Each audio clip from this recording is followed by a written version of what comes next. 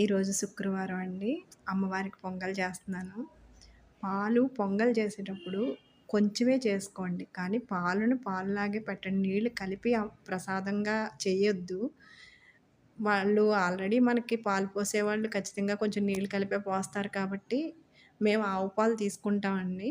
ఆవు పాలు ఎలా ఇస్తే వాళ్ళు అలాగే ఆవు పాలు హ్మ్. కొంచెమే చేస్తాను పొంగలి. కానీ వాటర్ కలపకుండా చేస్తే మంచిది దేవుడి ప్రసాదం. ఈరోజు టిఫిన్ ఇడ్లీ అండి. అయిపోయింది చేసేసాను. దాంతో పాటుగా జ్యూస్ కూడా చేశాను.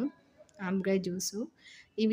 ఇవి ప్రసాదం చేస్తూ నిన్న కొంత చెప్పాను కదండీ సాయిబాబా గారి గురించి నా అనుభూతులు. మేము ఫస్ట్ టైమ్ ఎళ్ళినప్పుడు అక్కడ ఏం జరిగింది? బాబాగారు నా తలపై చెయ్యి పెట్టి ఎలా ఆశీర్వదించారు? అవన్నీ మీకు ఈ వీడియోలో చెప్తాను. ఫుల్ వీడియో మీకు పెట్టాను. చూడండి.